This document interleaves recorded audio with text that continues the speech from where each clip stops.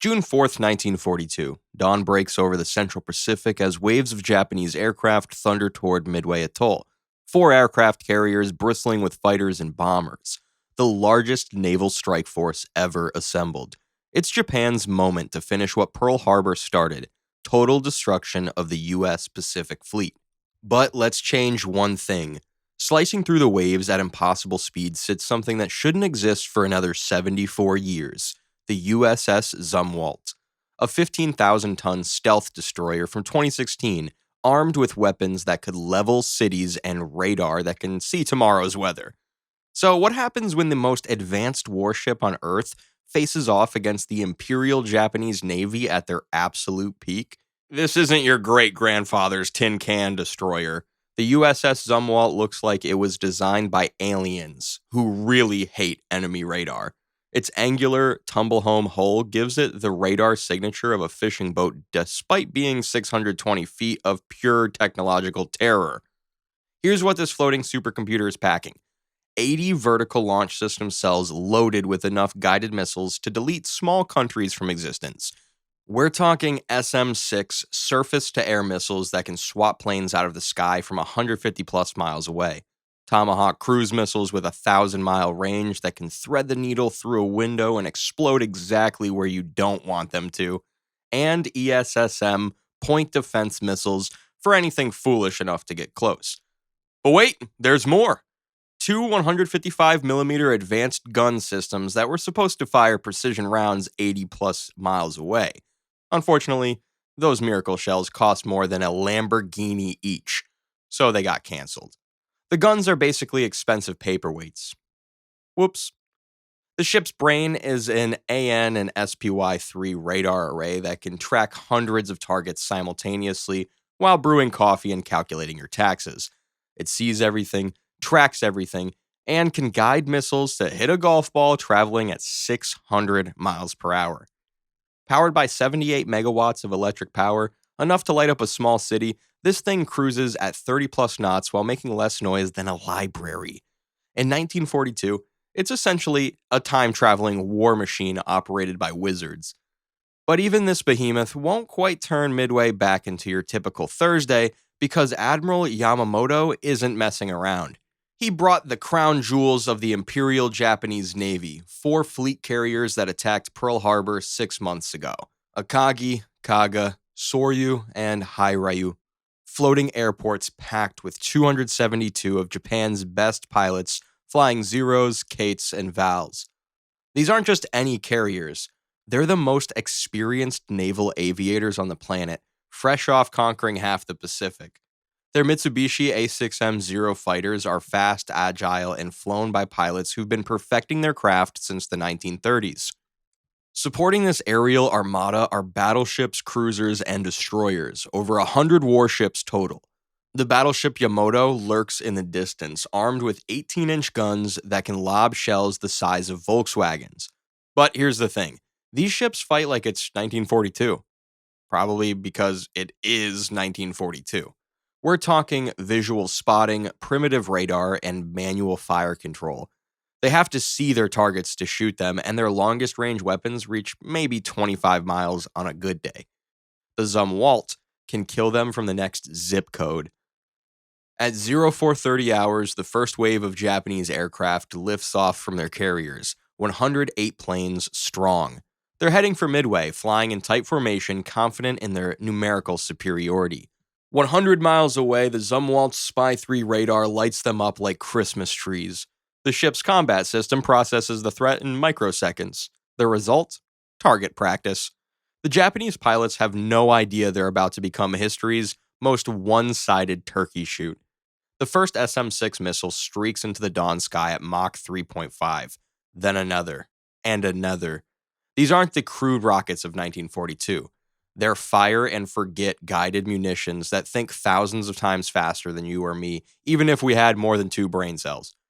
1 second, the Japanese formation is pristine, facing an empty horizon. The next, state-of-the-art planes turn into clouds of dust for no apparent reason. The enemy seems invisible, but in reality is simply shooting so far they have to account for the curve of the Earth. Good luck explaining that, flat earthers. Put lightly, For a Japanese pilot, this is fucking terrifying. Panic spreads through the formation like wildfire. Pilots bank desperately, searching for the invisible threat. Some dive toward the water, others climb for altitude. The tight attack formation descends rapidly into chaos. Meanwhile, the Zumwalt tracks every single aircraft while calmly launching more missiles. Its computer brain doesn't hesitate, and definitely doesn't miss. To the Zumwalt, hand-delivering trained fighter pilots to God by the dozen is a normal Thursday. By the time the survivors reach Midway, and if the floating doomsday is feeling generous, about half the attack force has mysteriously vanished. The remainder drops their bombs haphazardly before fleeing back toward their carriers, reporting impossible losses and blaming a ghost. Admiral Nagumo, aboard the carrier Akagi, receives the survivors' reports with growing alarm. It sounds like a mass hallucination, but starts to become very real when exactly 0 of the missing planes fly back from the afterlife. He orders the second wave to launch immediately, 170 more planes racing toward what they think is just Midway Atoll. Bad call. The Zumwalt has moved to intercept, its stealth hull invisible to 1942 eyes and radar. The destroyer's crew watches the incoming formation on their screens like it's a video game, because to them, it basically is. More SM-6 missiles shriek skyward. Japanese Zeros, the terror of the Pacific, disintegrate like paper airplanes in a hurricane. Kate torpedo bombers, loaded with ordnance for attacking ships, become flying fireballs before they even know they're under attack. The psychological effect is devastating. Veteran pilots who've dominated every sky they've flown suddenly find themselves helpless against an enemy they can't see or fight, let alone beat. With the air threat neutralized, the Zumwalt goes on the offensive. Its Tomahawk cruise missiles don't need a direct line of sight. They can fly 900 plus miles, navigate around obstacles, and arrive exactly where they're least welcome. The destroyer launches a salvo of cruise missiles toward the Japanese carrier's last known position. These missiles streak across the ocean at 550 miles per hour, 50 feet above the waves, invisible even to radar systems decades later. Akagi's lookouts spot what looks like a small aircraft approaching fast and low. Too late. The Tomahawk's 1,000-pound warhead detonates against the carrier's side, punching through steel plating and igniting aviation fuel stores. The carrier erupts in flames. Within minutes, the ship that helped bomb Pearl Harbor is a floating inferno. Kaga suffers the same fate. Then Soryu. The missiles arrive without warning, guided by computers more advanced than anything 1942 can imagine. Each hit is devastating, precise, and lethal. But even gods have limits. The Zumwalt carries 80 missiles total. Impressive, but finite. After destroying aircraft and crippling their carriers, its magazines start running low. More critically, it's fighting in 1942 and there are no GPS satellites to guide its weapons. There are no data links to coordinate with other units, and there are no spare parts. The crew has to rely on their ship's onboard sensors and their training, and pray nothing breaks too soon. And there's still the Japanese submarine threat. I-168 lurks somewhere beneath the waves, armed with a Type 95 torpedo.